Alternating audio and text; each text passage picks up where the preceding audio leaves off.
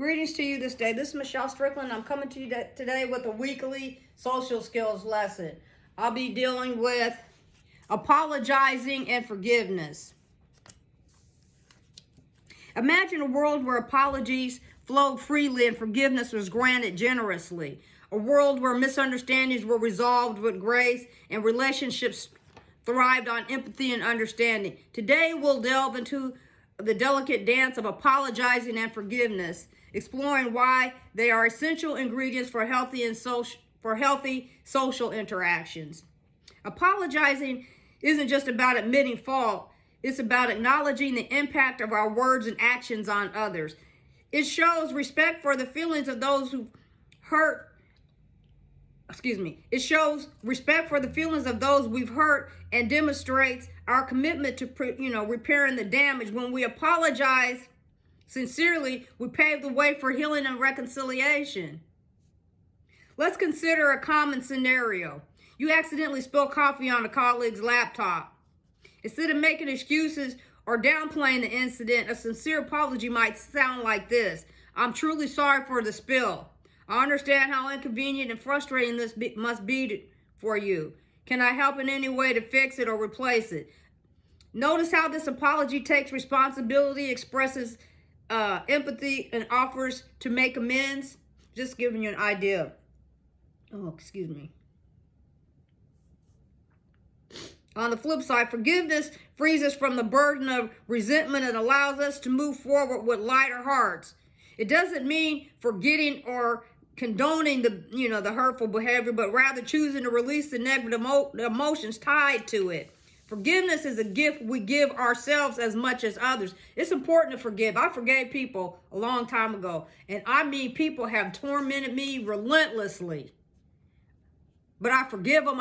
Do I want to be around them? No. Not if they hurt me. No, but I forgive them.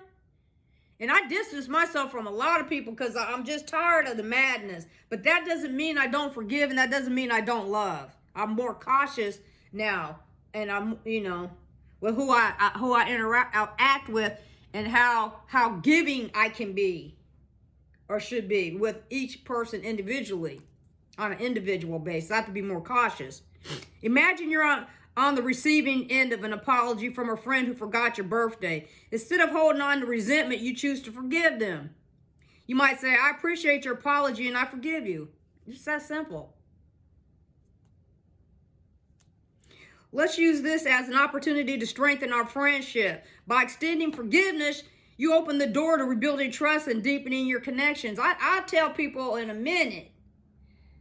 I go for people emotion.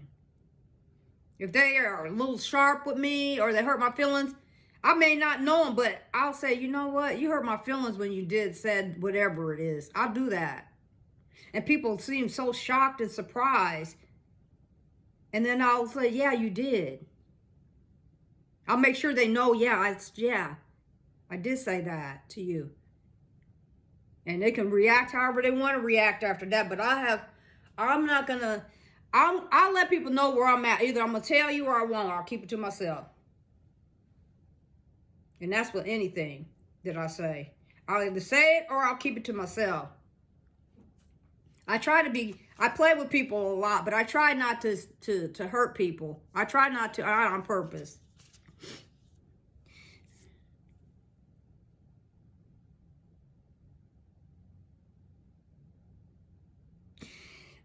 How can you apologize? How can we apologize effectively? First, acknowledge the specific behavior or action that caused harm. Next, take responsibility without making excuses or shifting blame. Then express genuine remorse and empathy for the other person's feelings. Finally, offer to make amends or ask what you can do to repair the damage, that's very important,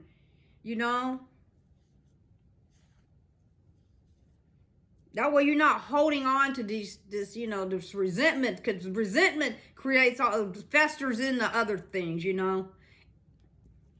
In conclusion, mastering the art of apologizing and forgiveness is essential for nurturing healthy relationships and fostering a more compassionate society. By approaching these interactions with humility, empathy, and sincerity, we can create a world where conflicts are resolved with grace and understanding. So let's commit to apologizing when we're wrong and forgiving when we're wronged. Knowing that true strength lies in our ability to repair and restore what has been broken. That's important. And that's something that we need to think about. And people need to get back into becoming more cordial and polite. We need to get back to a more polite society, Has anything ever been perfect? No, it hasn't. But we don't have to accept, what's the alternative? We don't have to accept the bad stuff, even though we know it happens. That don't mean we have to accept it as being normal and okay. So it's better for us to just try to get along with each other, instead of all these resentments and stuff, like just holding on to all this anger and hate. And why? I don't care what people do. I'm going to be happy. I sit in my house and I just find something to laugh about. And I laugh. Do I have my moments where things aren't funny? Yeah, sometimes. I have my days. But then I mostly am not, because I don't want people to rob me of my joy.